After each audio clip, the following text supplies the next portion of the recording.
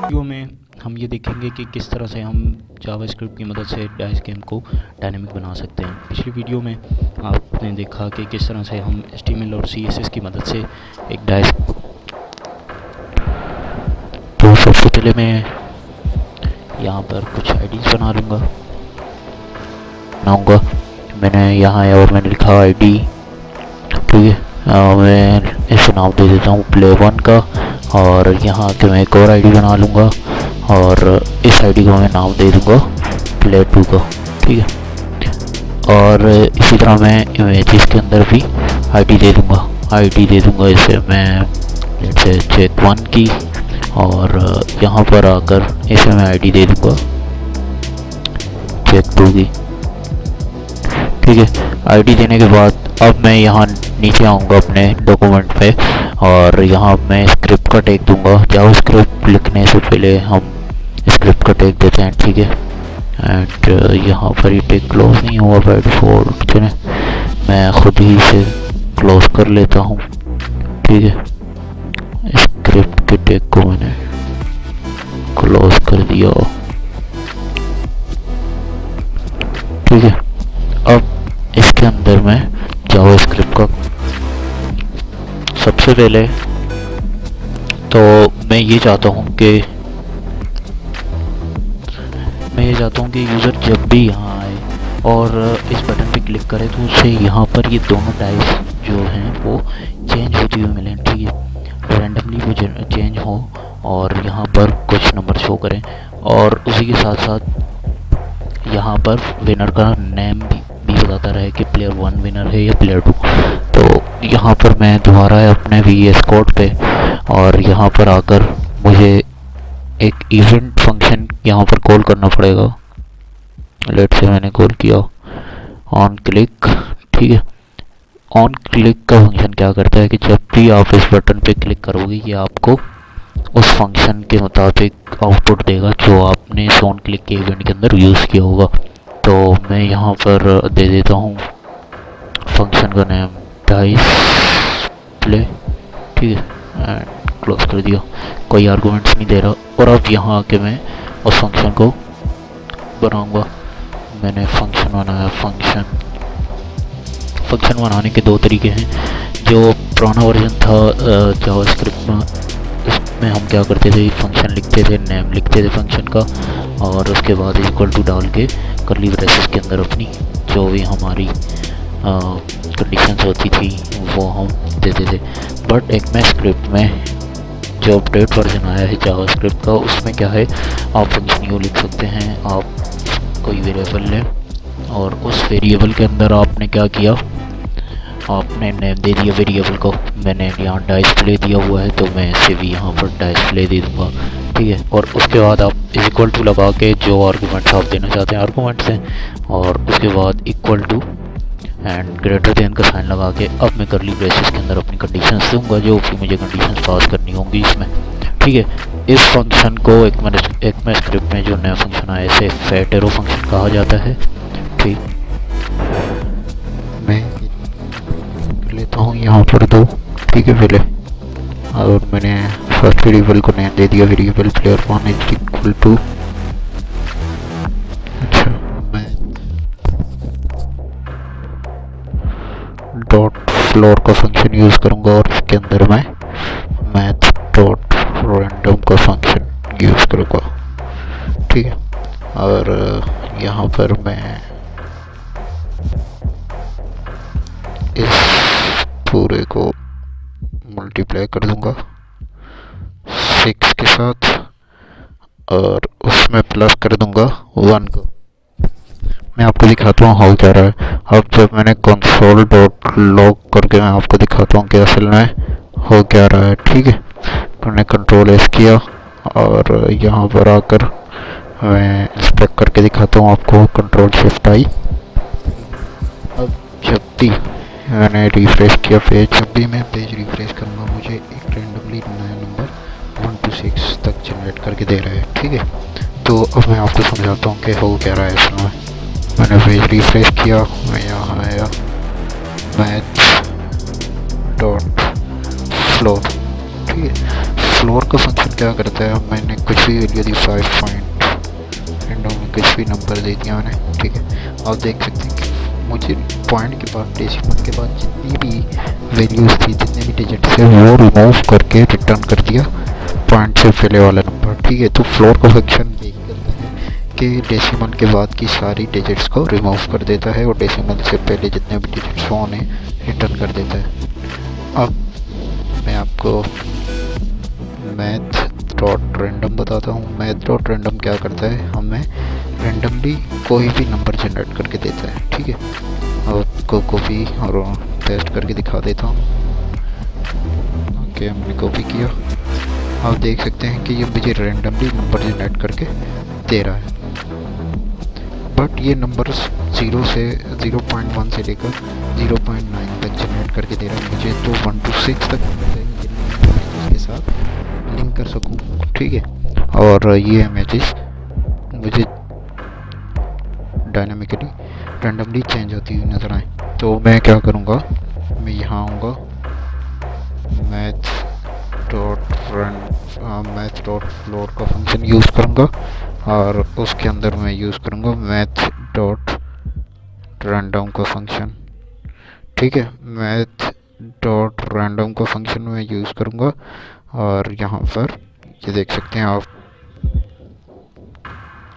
तो अब आप देखें कि ये मुझे रैंडमली नंबर जनरेट करके दे रहा है, ठीक है, 1 to 6 तक। ओके, तो अब मैं क्या करूँगा, पर एक और वेरिएबल क्रिएट करूँगा। मैं ऐसे हटा देता हूँ, ठीक है। यहाँ पर मैंने एक और वेरिएबल क्रिएट किया, लेट्स से player1 डाइस के नाम से, ठीक है।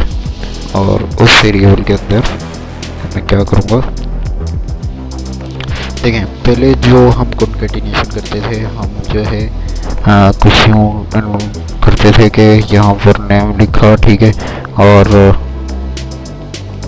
उसके बाद क्या करते थे हम, प्लस का जो भी हमें कॉन्केटिनेट करना होता था हम उसे कॉन्केटिनेट करते थे। जो वेरिएबल लेट से मैंने player1 दिया और उसके बाद हमें जो भी चाहिए होता था प्लस का साइन देके हम इस तरह से कुछ कॉन्केटिनेशन करते थे। बट ECMAScript में हम किस तरह से कर सकते हैं, मैंने ये साइन दिया और उसके बाद मैं क्या करूँगा, पहले मैं आपको अपना वो फोल्डर बता देता हूँ जिसमें ये इमेजेस पड़ी हुई हैं। यहाँ देख सकते हैं आप, डाइस गेम का फोल्डर है और इसके अंदर जो है एक इमेजेस का फोल्डर पड़ा हुआ है जिसके अंदर ये इमेजेस हैं। तो अब मैं क्या करूँगा, सिंपली यहाँ आया और यहाँ लिखूँगा इमेजेस स्लैश, ठीक है, डॉलर का साइन दूंगा और अब मैं वेरिएबल ले लूँगा, ठीक है, player1 जो कि मुझे रैंडमली नंबर जनरेट करके देगा, एंड डॉट CNG, ठीक है, जो फॉर्मेट है इमेजेस का, और क्लोज कर दिया, Ctrl+S, ठीक है। फिलहाल तो यहाँ पर कुछ नहीं होगा सिवाय नंबर जनरेट होने के, क्योंकि मैंने इसे उस फंक्शन को कहीं पर कॉल नहीं किया। तो मैं यहाँ आता हूँ और यहाँ पर मैं क्या करूँगा, एक और वेरिएबल बना लूँगा, सॉरी वेरिएबल नहीं, मैं अब क्या करता हूँ, डॉक्यूमेंट फंक्शन कॉल करता हूँ, डॉक्यूमेंट एलिमेंट बाय आईडी। जो आइडिया मैंने बनाई थी वो इसीलिए बनाई थी, देखिए मैं बताता हूँ मैं क्या कर रहा हूँ। असल में मैंने check1 आईडी का नेम दिया और डॉट सेट एट्रीब्यूट, ठीक है। एट्रीब्यूट कौन सा है, यहाँ पर इमेज के अंदर सोर्स का एट्रीब्यूट है और उसे क्या करते हैं, रिप्लेस कर देंगे किससे, player1 से।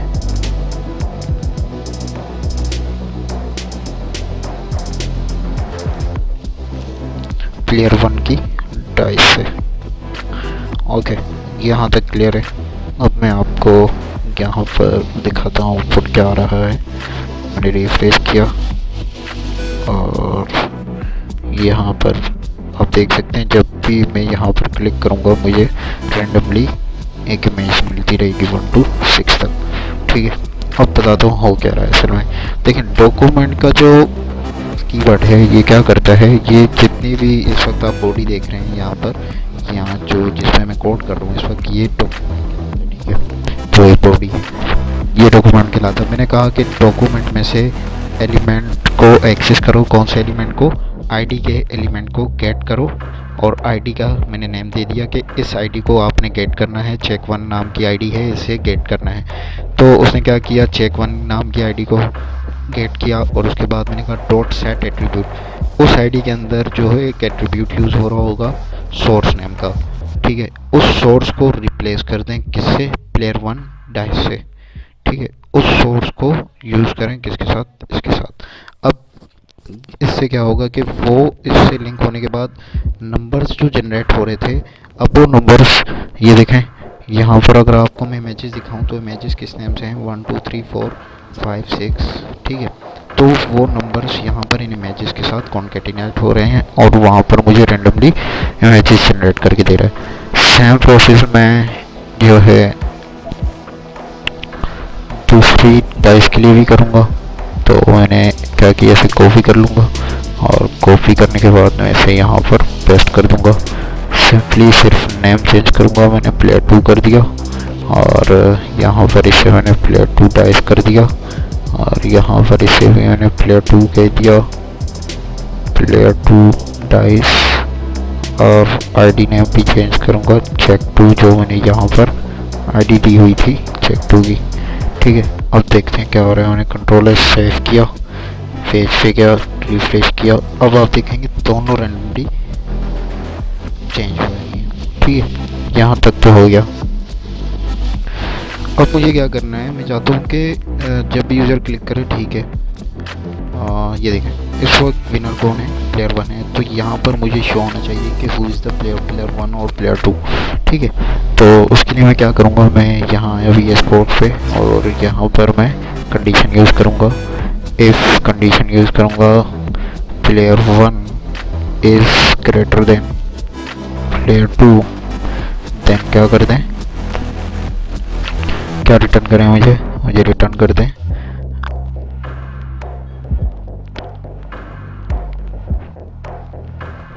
डॉक्यूमेंट। वैसे क्वेरी सिलेक्टर यूज़ करूँगा क्योंकि मुझे पूरा एक एलिमेंट सिलेक्ट करना है, sorry, query selector by suggestion is off, चले, डॉक्यूमेंट डॉट क्वेरी सिलेक्टर, ठीक है, क्या क्वेरी, हेडिंग 1 को सिलेक्ट किया मैंने, ठीक है, डॉट इन रेंज दिया था मैंने, ठीक है। इतना करने के बाद मैंने कंट्रोलर सेव किया। अब आके मैं आउटपुट देखता हूँ अपने पेज पे, और देख सकते हैं आप जैसे ही कंडीशन ट्रू हुई, यानी कि ये बड़ा हुआ इससे नंबर, तो मुझे मिल गया player1 इज़ 1, ठीक है। अब मैं सेम player2 के लिए भी इसी कंडीशन लगाऊंगा। तो मैं यहाँ पर आया, मैंने लिखा एल्स इफ़, अगर ये नहीं होता तो फिर क्या करें। दूसरी कंडीशन क्या हो सकती है हमारे पास, ये हो सकती है कि player2 is greater than player1, ठीक है। अगर player2 player1 से ग्रेटर देन हो जाता है तो फिर क्या करें, डॉक्यूमेंट डॉट क्वेरी सिलेक्टर, ठीक है, हेडिंग 1 सेम वही, एंड यहाँ पर मैं क्या करूँगा, डॉट इनर टेक्स्ट कर दूँगा इज इक्वल टू, अब मैं क्या दूँगा, player2 इज़ 1, ठीक है। यहाँ तक मैंने कर दिया। और अगर ये दोनों कंडीशंस ही फॉल्स हो जाती हैं तो फिर क्या हो, फिर जाहिर सी बात है एक ही कंडीशन बचेगी, और वो कंडीशन कौन सी होगी, गेम ड्रॉ की। तो फिर क्या करें, डॉक्यूमेंट डॉट क्वेरी सिलेक्टर, ठीक है, heading 1 dot inner text is equal to game draw, ठीक है। यहाँ तक। और मैं पेज को रिफ्रेश करके देखता हूँ कि क्या आउटपुट आ रहा है। मैं यहाँ आया, मैंने पेज रिफ्रेश किया, और लूडो गेम, ठीक है। Player 1 is one, game draw, दोनों सेम है। Player 2 is one because player 2 बड़ा है, ठीक है। अब मैं क्या करूँगा, अब मैं ये चाहता हूँ कि मैं यूज़र से इनपुट लूँ। और यूज़र से इनपुट क्या लूँ, यूज़र से ये इनपुट लूँ कि प्लेयर 1 का नेम दे दे मुझे वो, और प्लेयर 2 का नेम दे दे, ठीक है। और उसी के मुताबिक मैं यहाँ पर उन नेम्स को डिस्प्ले करूँ। तो उसके लिए मैं क्या करूँगा, मैं यहाँ आया, मैंने 2 वेरिएबल लिए। लेट वेरिएबल यूज़र 1 लिया मैंने, ठीक है। और इनपुट हम जावास्क्रिप्ट में कैसे लेते हैं, प्रॉम्प्ट की मदद से, ठीक है। मैंने प्रॉम्प्ट लिखा, PROMPT लिखा, और प्रॉम्प्ट के अंदर आप जो भी स्ट्रिंग पास करेंगे वो वहाँ पर शो होगी, ठीक है, यूज़र को। तो मैंने यहाँ लिखा इंटर प्लेयर 1 नेम, ठीक है, प्लेयर 1 नेम, ओके। यहाँ मैंने इसी तरह यूज़र 2 के लिए इनपुट ले लूँगा, variable user 2 is equal to prompt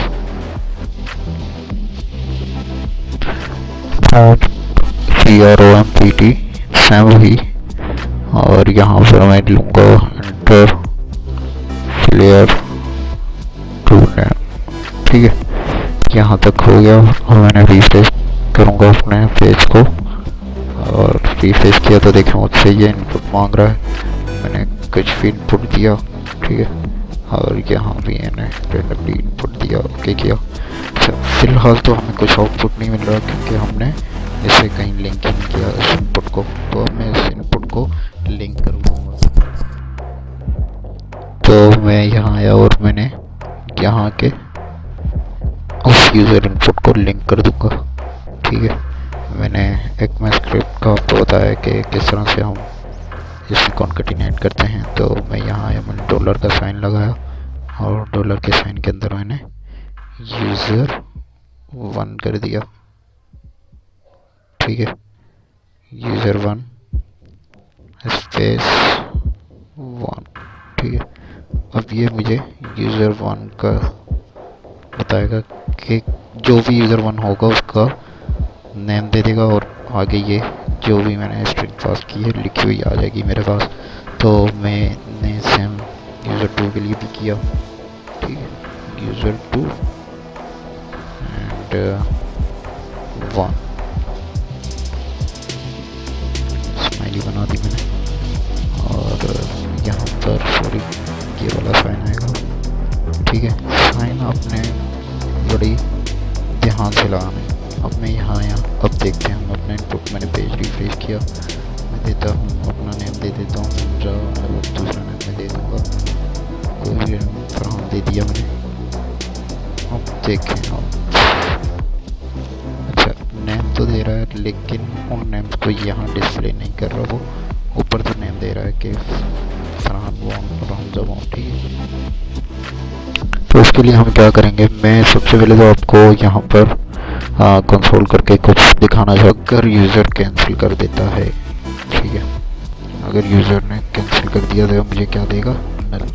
तो अब मैं ये दिखाना चाहता हूँ कि अगर यूज़र कोई नेम दे, ठीक है, अगर वो एम्प्टी स्ट्रिंग भी देता है मुझे, तो ठीक है, एम्प्टी स्ट्रिंग की आ जाएगी। बट अगर वो कैंसिल कर देता है इसे, तो तब क्या डिस्प्ले आए, ठीक है। तो उसके लिए मैं यहाँ पर कंडीशंस यूज़ करूँगा। मैं सबसे पहले तो इस लाइन को रिमूव कर दूँगा, और सॉरी, ठीक है। अब मैं क्या करूँगा, यहाँ पर कंडीशंस यूज़ करूँगा। मैं यहाँ आया, मैंने कंडीशन बनाई इफ़, ठीक है, यूज़र 1 नॉट इक्वल टू हम एक्सक्लेमेशन मार्क और इज इक्वल टू के साथ लगाते हैं, ठीक है, नॉट इक्वल टू नल, ठीक है। देन क्या कर दें आप, और इसी तरह से मैं यहाँ पर एंड ऑपरेटर का यूज़ करूँगा, ठीक है। और मैं कहता हूँ अगर यूज़र 2 भी, ठीक है, यूज़र 1 या यूज़र 2 दोनों में से दोनों अगर नल नहीं होते, ठीक है, यहाँ पे मैंने यूज़ किया नॉट इक्वल टू नल, तो क्या करते हैं, तो आप फॉलोइंग स्टेप्स को फॉलो करें, ठीक है। उसके लिए मैं सबसे पहले तो ये करूँगा कि यूज़र 1 जो भी इनपुट देगा उसे क्या कर दूँगा, लोअर केस में चेंज कर दूँगा या अपर केस में चेंज कर दूँगा, ठीक है, टू अपर केस। और यहाँ पर इसी तरह से यूज़र 2 का भी जो भी इनपुट होगा उसे भी मैं अपर केस में चेंज कर दूँगा, ठीक है।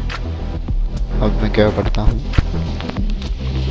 इससे जो मैंने यहाँ पर दो आईडीज़ बनाई थी आप देख सकते हैं, प्लेयर दो पैराग्राफ्स के अंदर प्ले 1 और प्ले 2 के नाम से, उसके अंदर मैं इसे डिस्प्ले करूँगा, ठीक है, जब भी यूज़र इनपुट देगा तो, ठीक है। तो मैं यहाँ पर document dot gate element by ID करूँगा और आईडी मेरी यहाँ पर कौन सी है, प्ले 1 के नाम से मेरे पास आईडी है, मैंने ऐसे गेट किया डॉट इनर टेक्स्ट, ठीक है, उसका जो भी इनर टेक्स्ट है उसे चेंज कर दो किससे, इज इक्वल टू, और वही यूज़र डॉलर का साइन दूंगा और यहाँ पर डॉलर का साइन देने के बाद मैं अपडेट कर दूंगा यूज़र 1 के साथ, ठीक है, और इसे यहाँ क्लोज कर दूंगा।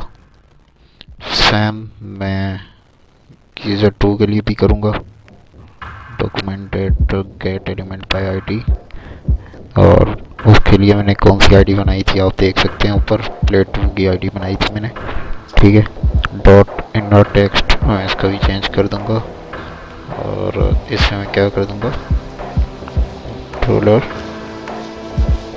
यूज़र 2 से चेंज कर दूंगा, ओके, यहाँ तक हो गया मुकम्मल। मैंने इसे पेज रीलोड करके दिखाता हूँ आपको। मैंने पेज रीलोड किया, मुझसे इनपुट मांग रहा है, सबसे पहले तो मैं कुछ फॉलो हटा देता हूँ यहाँ से इंस्ट्रक्शन। अब मैंने इनपुट दिया हमसा, ठीक है, एंड दूसरा इनपुट मैंने दे दिया उन्हीं प्लेट से कुछ भी। तो आप देख सकते हैं यहाँ पर हमारे पास दोनों नेम प्लेयर 1 और प्लेयर 2 की जगह पर रिप्लेस हो